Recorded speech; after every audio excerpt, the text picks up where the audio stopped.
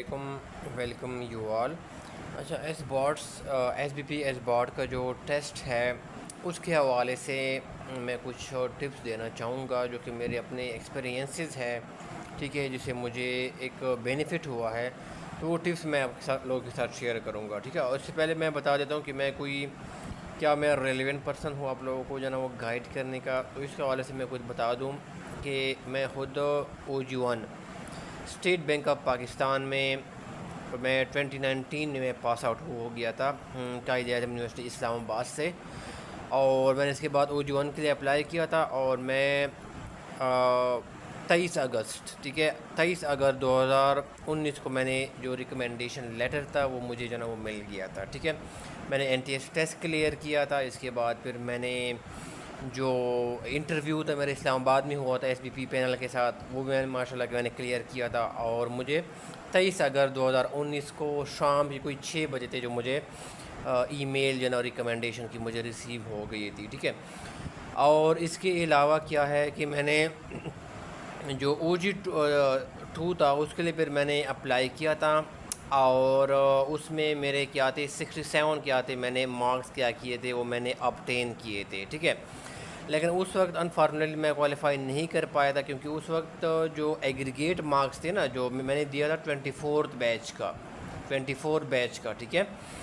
तो S bot का तो वहाँ पर एग्रीगेट जो मार्क्स थे वो 70% थे, ठीक है। और जो इंडिविजुअल हर पोर्शन में आपको पता है कि इंग्लिश है, एनालिटिकल रीजनिंग है और बाकी जो GK करंट अफेयर्स है, इकोनॉमी है, ऊपर जो पार्ट्स है उसमें हर पार्ट्स में क्या था, इंडिविजुअल पार्ट को आपने 60% से मार्क्स से पास करना था। ये 24 बैच का मैं बता रहा हूँ जिसमें मैं अपेयर हुआ था।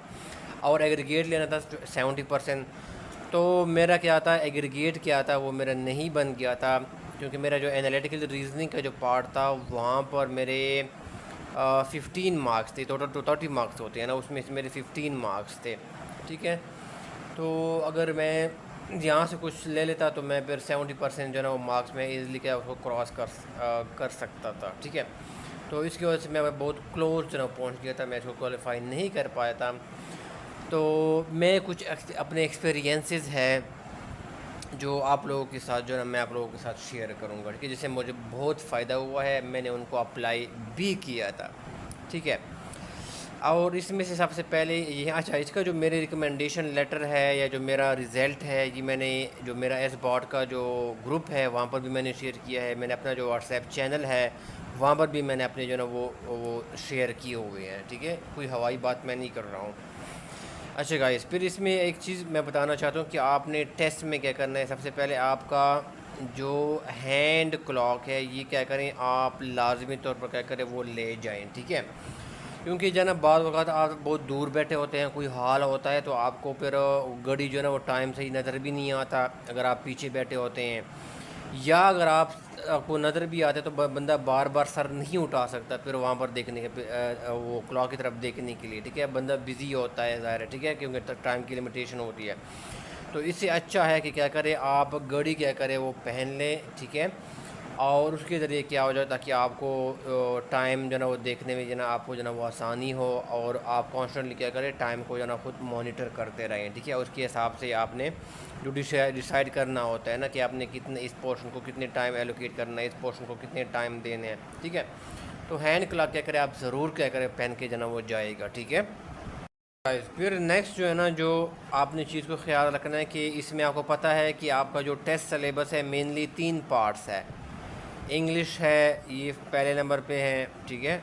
ये फिर क्या होगा इसमें एनालिटिकल रीजनिंग है और सी पार्ट में आपके सारे वो GK आ जाता है, करंट अफेयर्स आ जाता है, इकोनॉमी आ जाती है, ठीक है, बैंकिंग आ जाती हैं, ठीक है। तो इससे रिलेटेड तो इसमें मैं क्या करता था, मैं जो मुझे इजी पार्ट लगता था, ठीक है, मैं डायरेक्ट क्या करता था एनालिटिकल रीजनिंग की तरफ मैं बिल्कुल भी नहीं जाता, जिसको मैं लास्ट के लिए क्या करता एक ख़ास टाइम मैंने एलोकेट किया होता था, ठीक है, वो मैं इसके लिए लास्ट को के लिए क्या करता वो छोड़ देता था, ठीक है। मैं जो मुझे इजी पार्ट लगता था, आपको जो भी इजी पार्ट लगता है, आपको ये वाला पार्ट आपको इजी लगता है या ये वाला पार्ट, ठीक है, जो भी आपको इजी लगता है, ये A पार्ट है या जो C पार्ट है, इसमें से क्या करें आप उसको चूज़ कर लें, उसको जो ना वो अटैम्प्ट करना शुरू कर दें, ठीक है। और फिर क्या है मैं आप लोगों को बीच में रोकूंगा। अगर आप मैनेजमेंट साइंसेज या कॉमर्स की स्टूडेंट हैं और आप किसी इसी रिलेटेड जॉब के लिए आप जना तैयारी करना चाह रहे हैं, चाहे वो लेक्चरर मैनेजमेंट साइंसेज हो, लेक्चरर कॉमर्स हो, अकाउंटेंट हो, ऑडिट ऑफिसर हो, अकाउंट मैनेजर हो, इस तरह वापडा में जॉब आती हैं, या रेवेन्यू ऑफिसर हो, तो मैं इसी के जना क्लासेस बेसिकली मैं ऑफ़र करता हूँ, ठीक है। और इसकी जो डेमो लेक्चर है वो इसी यूट्यूब चैनल के ऊपर, गाइडेंस टिप्स चैनल के ऊपर आपको मिल जाएंगे। पूरा एक प्लेलिस्ट मैंने बनाया हुआ है, आप इसके ऊपर सर्च करें। अगर आप क्लासेस में इंटरेस्टेड है, ठीक है, तो आप जाना इसी कॉन्टैक्ट नंबर के ऊपर, जाना इसी नंबर के ऊपर आप मुझसे कॉन्टैक्ट कर सकते हैं। तो बाकी डिटेल्स क्या होगी आपको प्रोवाइड की जाएगी। सुनने का बहुत शुक्रिया। मैं तो इस तरह किया करता था कि टू एंड फ्रो जिसे कहते हैं ना, फ्रो इस तरह मोशन नहीं होती आगे पीछे, ये टू एंड फ्रो मोशन है इस तरह के, ठीक है, इसको टू एंड फ्रो मोशन कहते हैं। तो मैं क्या करता था, मैं अंग्रेज़ी जो ना वो यहाँ पर उसको अटैम्प्ट करना स्टार्ट कर देता था, ठीक है। जहाँ पर मैं कुछ रुक जाता, जहाँ पर मुझे कोई चीज़ नहीं आती, ठीक है, जहाँ पर मुझे, ठीक है, तो फिर मैं क्या इसके ऊपर फिर मैं ज़्यादा टाइम ना स्पेंड नहीं करता था। अल्लाह ताला क्या करता था, मैं फिर जी के और जो बाकी पोर्शन है मैं फिर इनकी तरफ क्या करता था, वो सीधा चला जाता था, ठीक है, ताकि मेरा क्या हो जाए, वो टाइम क्या हो जाए, वो वेस्ट ना हो जाए, अब मैं सिर्फ एक ही क्वेश्चन को लेके जाना इसके ऊपर स्टक ना हो जाऊँ, ठीक है। तो इस तरह मैं आपके क्वेश्चन को केयरफुली पढ़ता था, मैं इसको ट्राई आउट करता था कि इसको मैं सॉल्व करूँ, अगर कहीं, ठीक है, बीच इंग्लिश में करते करते, ठीक है। तो अगर मुझे ना हुआ तो फिर मैं क्या करता, अगले जो मेरे जो जीके पार्ट था, करंट अफेयर पार्ट था, बैंकिंग पार्ट था, मैं उनकी तरफ क्या करता था, वो चला जाता था, ठीक है। और फिर जब मैं ये करता था, ठीक है, फिर मैं क्या करता था, फिर मैं अंग्रेज़ी की तरफ क्या करता था, वो आ जाता। तो मैं इस तरह का टू एंड फ्रो मोशन इन दोनों पार्ट्स में देना मैं करता था। तो इससे फ़ायदा ये होता कि मैं ये दोनों चीज़ें क्या होती है, वो साइमल्टेनियसली क्या हो जाती है, वो कवर हो रही थी, ठीक है। और मैं बीच में कहीं रुक नहीं रहा था एक सवाल के ऊपर स्टक करके, ठीक हो गया।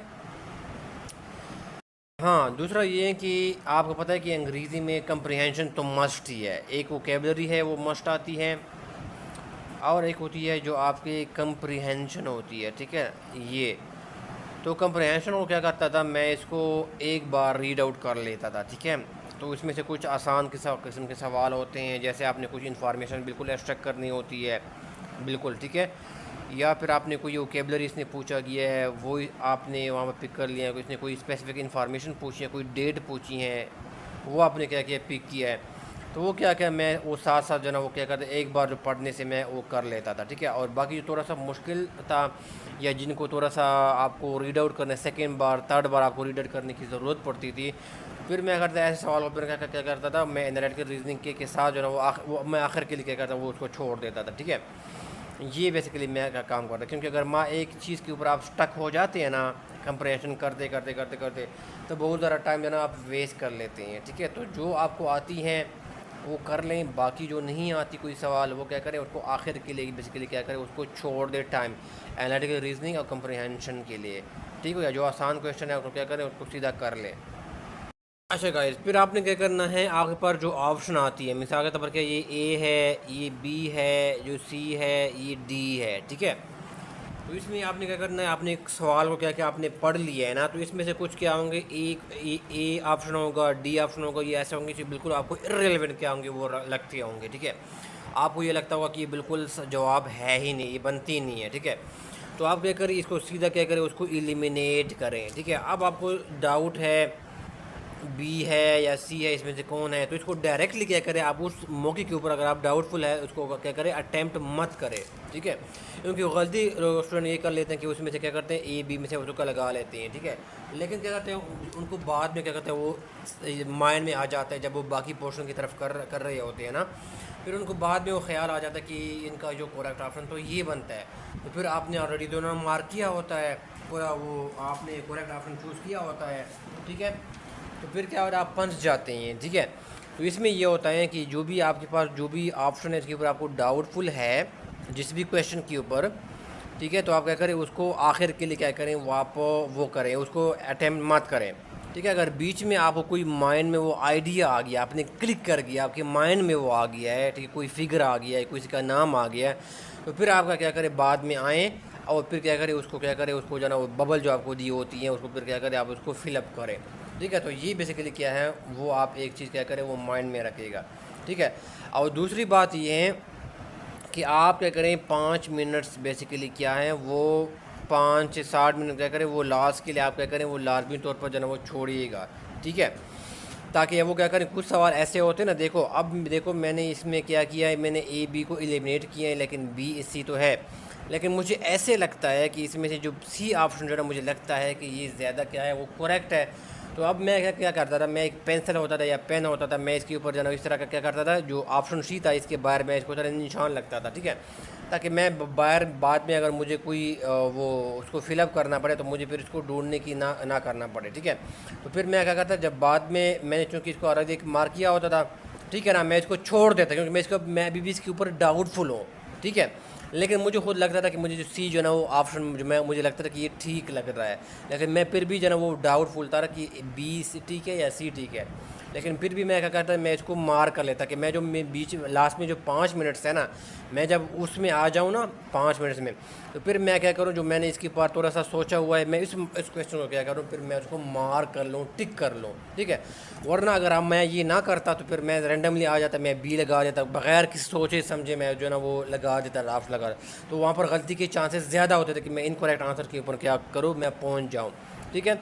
तो अब मैं क्या करता था, ए ऑप्शन था, बी ऑप्शन था, सी ऑप्शन था या डी ऑप्शन था, तो इसमें से अगर ए डी मैंने एलिमिनेट कर दिए और बी सी के ऊपर मुझे डाउट है, ठीक है, तो क्या करता था, मैं इसको छोड़ देता था। तो अब ये है, मुझे ये फ़ायदा होता था कि अगर मैं इसको अटैम्प्ट नहीं कर, मैंने मतलब यह कि इसकी जो बबल है मैं इसको फिलअप नहीं करता था, कोई ऑप्शन मैं चूज नहीं करता था। अब इसमें ये होता है जब आप बाद में कोई किसी और पोर्शन की तरफ जा रहे होते हैं ना, तो आखिर में आपके माइंड में एकदम आइडिया आ जाता है, फिर आप उसकी तरफ आ जाते हैं, उसको फिर करेक्ट कर लेते हैं, ठीक कर लेते हैं।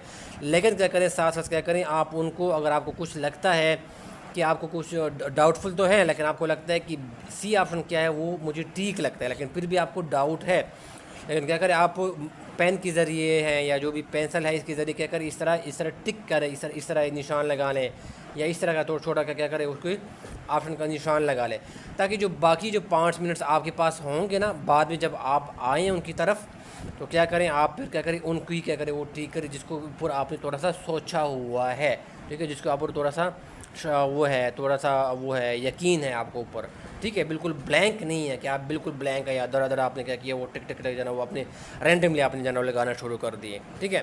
तो मैं भी क्या करता था, मैं इस तरह जना वो करता था। अल एलिमिनेशन ज़रूर करें क्योंकि इसमें से कुछ ऑप्शन होंगे वो बिल्कुल इररेलेवेंट होंगे, आपको लगता है कि ये क्या है, ये इररेलेवेंट नहीं है, तो एलिमिनेशन से आप जना क्या करें, अपने जो ऑप्शंस है उनको नैरो डाउन करें, जितना आप एलिमिनेशन करेंगे इतना ही चांसेस होंगे कि आप क्या करें करेक्ट ऑप्शन के ऊपर क्या करें मैं पहुंच जाएं, ठीक है। तो मैंने इसको दोबारा भी यहाँ पर एक्सप्लेन कर दिया है ताकि आप लोगों को जो है ना वो समझ आ जाए, जो मैं तरीका जो है ना वो अप्लाई करता था, ठीक है, एक क्वेश्चन को अटैम्प्ट करने के लिए। अच्छा गाइस, फिर क्या है कि आपका जो कम्प्रिहेंशन है, ठीक है, जो इंग्लिश कम्प्रिहेंशन आ जाती है उसमें बेसिकली क्या हो जाता है, आपको एक वो है सबसे पहले क्या किया जाता है, आपको एक पैराग्राफ दिया जाता है, ठीक है, और जो एस बॉट में जो है ना वो एन टी एस जो पूछता है ना वो तकरीबन इनका जो डिफ़िकल्टी लेवल होता है ना वो आसान भी नहीं होता, वो जो है ना वो मीडियम क्या होता है वो थोड़ा सा लेवल का होता है, ठीक है। तो इसमें बेसिकली क्या हो जाता है, पैराग्राफ गिवन होता है, फिर आपसे क्वेश्चन पूछते हैं और क्वेश्चन के आगे आपको जो है ना ए बी सी डी क्या होते हैं वो ऑप्शंस होते हैं। तो मैं तरीका क्या करता था, लोग क्या करते हैं डायरेक्टली पैराग्राफ क्या करते हैं वो पढ़ना शुरू कर देते हैं, लेकिन ये तरीका वे ठीक नहीं है।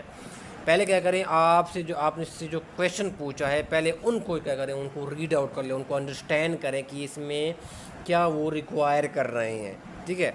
क्वेश्चन को पढ़ के फिर क्या करें, आप पैराग्राफ को पढ़ें और उस क्वेश्चन से रिलेटेड इन्फॉर्मेशन को क्या करें ये फाइंड करें, इससे आपका टाइम भी कम लगेगा, ठीक है, और आपको पता लगेगा कि मैंने कौन सा आंसर क्या करना है वो ढूंढना है, मैंने कौन सी इन्फॉर्मेशन मैंने ढूंढनी है, क्योंकि आपको पहले आपने क्वेश्चन पढ़ा हुआ है, ठीक है, आपको पता है कि मैंने ये इसका आंसर ढूंढना है, तो जब आप पैराग्राफ पढ़ेंगे तो आप उस आंसर के ऊपर क्या उसको फाइंड करने की कोशिश करेंगे, क्योंकि आपको ऑलरेडी पता है कि मैंने ये इन्फॉर्मेशन क्या करनी है वो आपने ढूंढनी है। तो मैं जो मेथड अप्लाई करूँ, मैं ये करता था कि मैं पहले क्वेश्चन पढ़ता था, फिर मैं क्या करता पैराग्राफ की तरफ जाके उसका आंसर ढूंढने की कोशिश करता। जो आपको ये ट्रिक बताई हैं वो बड़ा अच्छी ट्रिक है, अगर आप जो है इसको समझ गए हैं तो माशाल्लाह इससे आपका जो है ना बहुत अच्छा ट्रिक जो है ना मैं समझता हूँ कि मैंने आप लोगों को जो है ना प्रोवाइड किया है, ठीक है। की वीडियो में इतना ही है। अगर आप एस बोर्ड की प्रिपरेशन करना चाहते हैं तो मैंने पास पेपर जो है ना इसके ऊपर मैंने कंटेंट बनाया हुआ है एस बोर्ड पास पेपर के नाम से। वो इसका लिंक, इस प्लेलिस्ट का लिंक आपको इस वीडियो के कमेंट बॉक्स में मैं लिंक दे दूँगा। इसके अलावा कोई 59 या जो 60 वीडियोज़ है जिसके अंदर रेलेवेंट कंटेंट है, पूरा प्लेलिस्ट है एस बोर्ड का, उसका लिंक भी मैं आपको जो है ना इस वीडियो के डिस्क्रिप्शन बॉक्स में मैं इसका लिंक दे दूँगा। आप मुझे फेसबुक ग्रुप के ऊपर भी आप ज्वाइन कर सकते हैं, वहाँ पर स्टूडेंट्स क्वेश्चन भी पूछते हैं और उनको रिप्लाइज़ भी मिलते हैं। मैं ख़ुद भी वहाँ पर जो है ना वो एक्चुअली इन्वॉल्व हूँ, रिप्लाइज़ जो है ना वो स्टूडेंट को देता हूँ, ठीक है। या अगर आप जो है ना यूट्यूब कमेंट बॉक्स में आप पूछना चाहते हैं तो आप जो है ना वहाँ पर भी आपको जो है ना वो रिप्लाई मिलेगा, ठीक है। सुनने का बहुत शुक्रिया, थैंक यू सो मच।